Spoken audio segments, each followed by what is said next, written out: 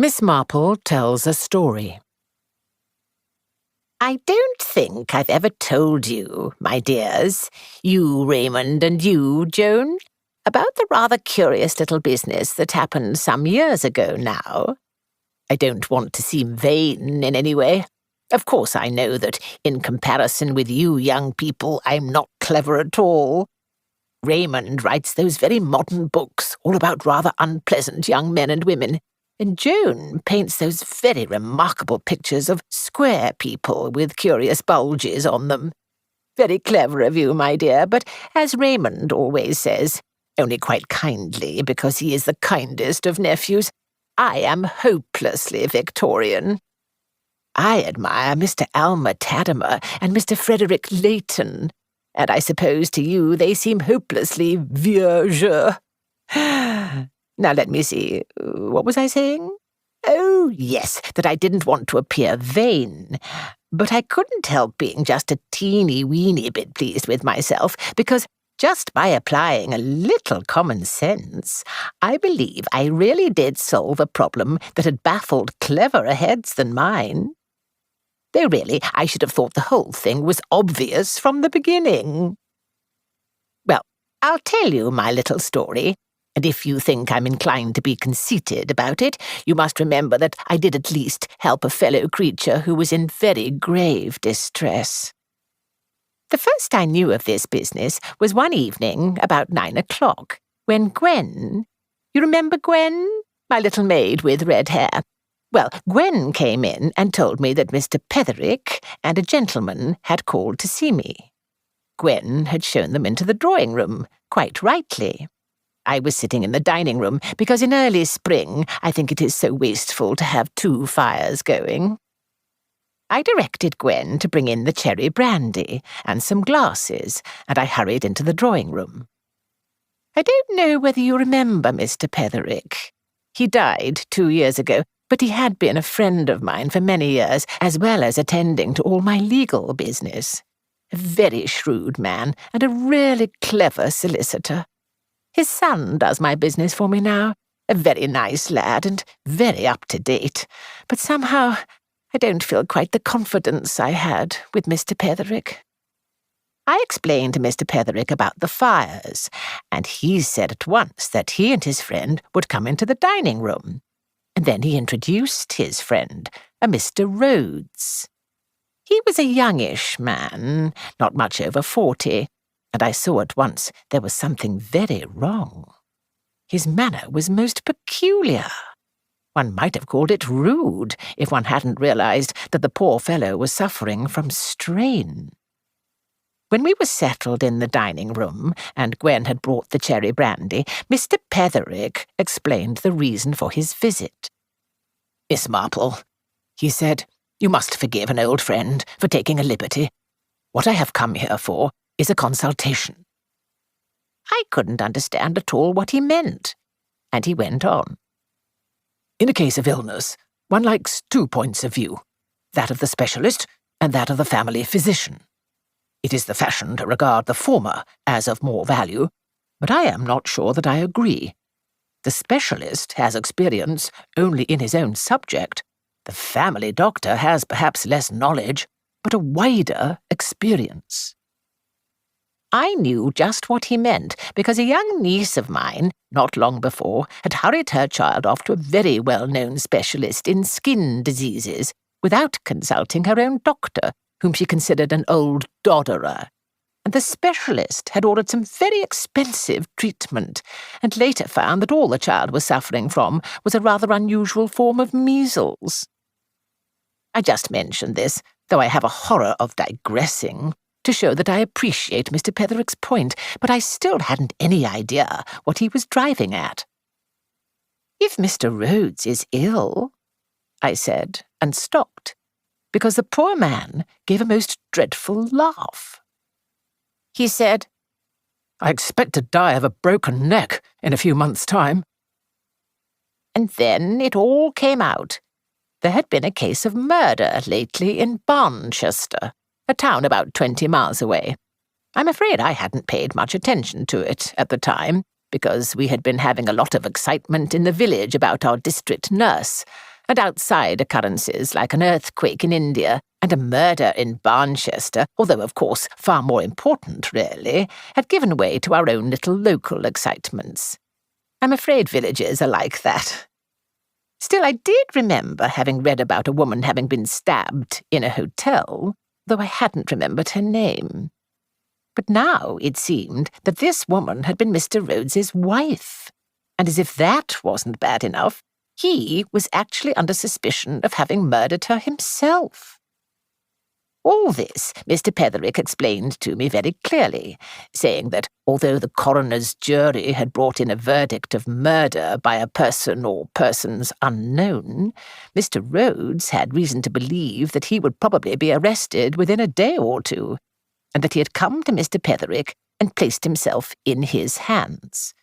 Mr. Petherick went on to say that they had, that afternoon, consulted Sir Malcolm Old, K.C., and that in the event of the case coming to trial, Sir Malcolm had been briefed to defend Mr. Rhodes. Sir Malcolm was a young man, Mr. Petherick said, very up-to-date in his methods, and he had indicated a certain line of defence. But with that line of defence, Mr. Petherick was not entirely satisfied. "You see, my dear lady," he said, "it is tainted with what I call the specialist's point of view. Give Sir Malcolm a case, and he sees only one point, the most likely line of defence. But even the best line of defence may ignore completely what is, to my mind, the vital point. It takes no account of what actually happened."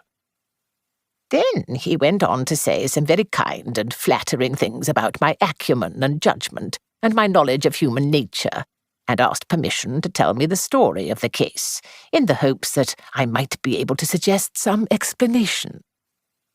I could see that Mr. Rhodes was highly sceptical of my being of any use, and he was annoyed at being brought here. But Mr. Petherick took no notice and proceeded to give me the facts of what occurred on the night of March the 8th. Mr. and Mrs. Rhodes had been staying at the Crown Hotel in Barnchester. Mrs. Rhodes, who, so I gathered from Mr. Petherick's careful language, was perhaps just a shade of a hypochondriac, had retired to bed immediately after dinner. She and her husband occupied adjoining rooms with a connecting door. Mr. Rhodes, who is writing a book on prehistoric flints, settled down to work in the adjoining room. At 11 o'clock, he tidied up his papers and prepared to go to bed. Before doing so, he just glanced into his wife's room to make sure that there was nothing she wanted. He discovered the electric light on and his wife lying in bed, stabbed through the heart. She had been dead at least an hour, probably longer. The following were the points made. There was another door in Mrs. Rhodes's room leading into the corridor. This door was locked and bolted on the inside. The only window in the room was closed and latched. According to Mr. Rhodes, nobody had passed through the room in which he was sitting except a chambermaid bringing hot water bottles. The weapon found in the wound was a stiletto dagger, which had been lying on Mrs. Rhodes's dressing table. She was in the habit of using it as a paper knife. There were no fingerprints on it. The situation boiled down to this. No one but Mr. Rhodes and the chambermaid had entered the victim's room. I inquired about the chambermaid. "That was our first line of inquiry," said Mr. Petherick. "Mary Hill is a local woman. She had been chambermaid at the Crown for 10 years. There seems absolutely no reason why she should commit a sudden assault on a guest. She is, in any case, extraordinarily stupid, almost half-witted. Her story has never varied. She brought Mrs. Rhodes her hot water bottle and says the lady was drowsy, just dropping off to sleep. Frankly, I cannot believe, and I'm sure no jury would believe, that she committed the crime." Mr. Petherick went on to mention a few additional details. At the head of the staircase in the Crown Hotel is a kind of miniature lounge where people sometimes sit and have coffee. A passage goes off to the right, and the last door in it is the door into the room occupied by Mr. Rhodes. The passage then turns sharply to the right again, and the first door round the corner is the door into Mrs. Rhodes's room. As it happened, both these doors could be seen by witnesses. The first door, that into Mr. Rhodes's room, which I will call A, could be seen by 4 people, 2 commercial travellers and an elderly married couple who were having coffee. According to them, nobody went in or out of door A except Mr. Rhodes and the chambermaid.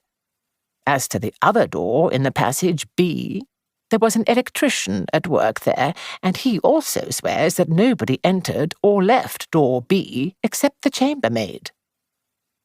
It was certainly a very curious and interesting case. On the face of it, it looked as though Mr. Rhodes must have murdered his wife. But I could see that Mr. Petherick was quite convinced of his client's innocence, and Mr. Petherick was a very shrewd man. At the inquest, Mr. Rhodes had told a hesitating and rambling story about some woman who had written threatening letters to his wife. His story, I gathered, had been unconvincing in the extreme. Appealed to by Mr. Petherick, he explained himself. "Frankly," he said, "I never believed it. I thought Amy had made most of it up." Mrs. Rhodes, I gathered, was one of those romantic liars who go through life embroidering everything that happens to them. The amount of adventures that, according to her own account, happened to her in a year was simply incredible. If she slipped on a bit of banana peel, it was a case of near escape from death. If a lampshade caught fire, she was rescued from a burning building at the hazard of her life. Her husband got into the habit of discounting her statements. Her tale as to some woman whose child she had injured in a motor accident and who had vowed vengeance on her, well, Mr. Rhodes had simply not taken any notice of it. The incident had happened before he married his wife, and although she had read him letters couched in crazy language, he had suspected her of composing them herself. She had actually done such a thing once or twice before. She was a woman of hysterical tendencies who craved ceaselessly for excitement. Now, all that seemed to me very natural. Indeed, we have a young woman in the village who does much the same thing. The danger with such people is that when anything at all extraordinary really does happen to them, nobody believes they are speaking the truth. It seemed to me that that was what had happened in this case. The police, I gathered, merely believed that Mr. Rhodes was making up this unconvincing tale in order to avert suspicion from himself. I asked if there had been any women staying by themselves in the hotel. It seemed there were 2, a Mrs. Granby, an Anglo-Indian widow, and a Miss Carruthers, rather a horsey spinster who dropped her G's. Mr. Petherick added that the most minute inquiries had failed to elicit anyone who had seen either of them near the scene of the crime, and there was nothing to connect either of them with it in any way. I asked him to describe their personal appearance. He said that Mrs. Granby had reddish hair, rather untidily done, was sallow-faced and about 50 years of age. Her clothes were rather picturesque, being made mostly of native silk, etc. Miss Carruthers was about 40, wore pince-nez, had close-cropped hair like a man, and wore mannish coats and skirts. "Dear me," I said, "that makes it very difficult." Mr. Petherick looked inquiringly at me, but I didn't want to say any more just then, so I asked what Sir Malcolm Old had said. Sir Malcolm Old, it seemed, was going all out for suicide. Mr. Petherick said the medical evidence was dead against this, and there was the absence of fingerprints. But Sir Malcolm was confident of being able to call conflicting medical testimony and to suggest some way of getting over the fingerprint difficulty. I asked Mr. Rhodes what he thought, and he said all doctors were fools, but he himself couldn't really believe that his wife had killed herself. She wasn't that kind of woman, he said simply, and I believed him. Hysterical people don't usually commit suicide. I thought a minute, And then I asked if the door from Mrs. Rhodes's room led straight into the corridor. Mr. Rhodes said no, there was a little hallway with a bathroom and lavatory. It was the door from the bedroom to the hallway that was locked and bolted on the inside. In that case, I said, the whole thing seems remarkably simple. And really, it did. The simplest thing in the world. And yet no one seemed to have seen it that way. Both Mr. Petherick and Mr. Rhodes were staring at me, so that I felt quite embarrassed. Perhaps, said Mr. Rhodes, Miss Marple hasn't quite appreciated the difficulties. Yes, I said, I think I have. There are 4 possibilities. Either Mrs. Rhodes was killed by her husband, or by the chambermaid, or she committed suicide, or she was killed by an outsider whom nobody saw enter or leave. And that's impossible, Mr. Rhodes broke in. Nobody could come in or go out through my room without my seeing them. And even if anyone did manage to come in through my wife's room without the electrician seeing them, how the devil could they get out again, leaving the door locked and bolted on the inside? Mr. Petherick looked at me and said, "Well, Miss Marple?" in an encouraging manner. "I should like," I said, "to ask a question. Mr. Rhodes, what did the chambermaid look like?" He said he wasn't sure. She was tallish, he thought. He didn't remember if she was fair or dark. I turned to Mr. Petherick and asked the same question. He said she was of medium height, had fairish hair and blue eyes and rather a high colour. Mr. Rhodes said, "You're a better observer than I am, Petherick." I ventured to disagree. I then asked Mr. Rhodes if he could describe the maid in my house. Neither he nor Mr. Petherick could do so. "Don't you see what that means?" I said. "You both came here full of your own affairs, and the person who let you in was only a parlour maid. The same applies to Mr. Rhodes at the hotel. He saw her uniform and her apron. He was engrossed by his work. But Mr. Petherick has interviewed the same woman in a different capacity. He has looked at her as a person. That's what the woman who did the murder counted upon." As they still didn't see, I had to explain. "I think," I said, "that this is how it went.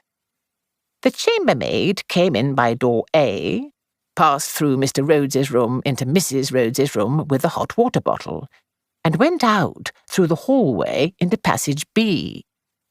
X, as I will call our murderess, came in by door B into the little hallway, concealed herself in a certain apartment, and waited until the chambermaid had passed out.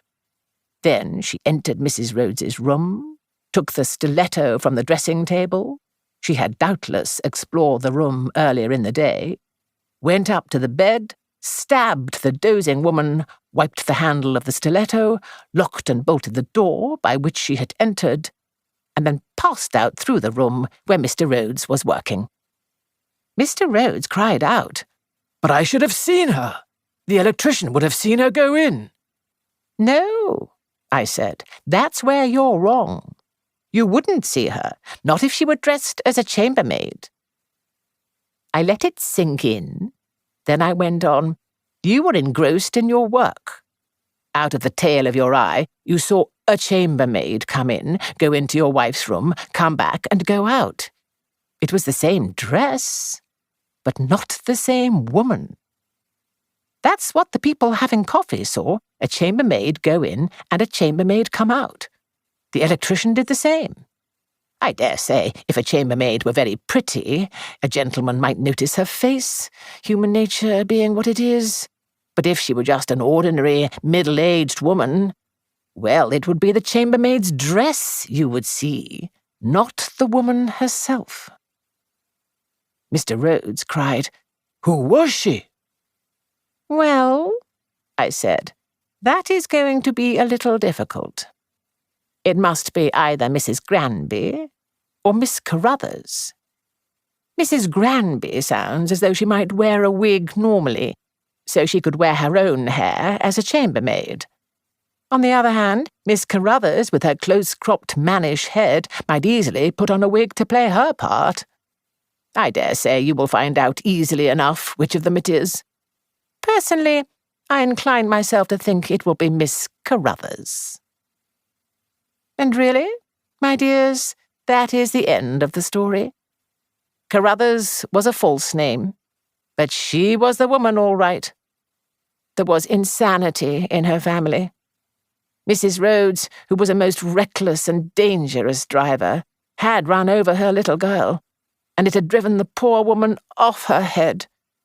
She concealed her madness very cunningly, except for writing distinctly insane letters to her intended victim. She had been following her about for some time, and she laid her plans very cleverly. The false hair and maid's dress she posted in a parcel first thing the next morning. When taxed with the truth, she broke down and confessed at once. The poor thing is in Broadmoor now, completely unbalanced, of course, but a very cleverly planned crime. Mr. Petherick came to me afterwards and brought me a very nice letter from Mr. Rhodes. Really, it made me blush. Then my old friend said to me, "Just one thing. Why did you think it was more likely to be Carruthers than Granby? You'd never seen either of them." "Well," I said, "it was the G's. You said she dropped her G's. Now, that's done by a lot of hunting people in books, but I don't know many people who do it in reality, and certainly no one under 60. You said this woman was 40. Those dropped G's sounded to me like a woman who was playing a part and overdoing it. I shan't tell you what Mr. Petherick said to that, but he was very complimentary, and I really couldn't help feeling just a teeny-weeny bit pleased with myself. And it's extraordinary how things turn out for the best in this world. Mr. Rhodes has married again, such a nice, sensible girl, and they've got a dear little baby. And what do you think? They asked me to be godmother. Wasn't it nice of them? Now, I do hope you don't think I've been running on too long.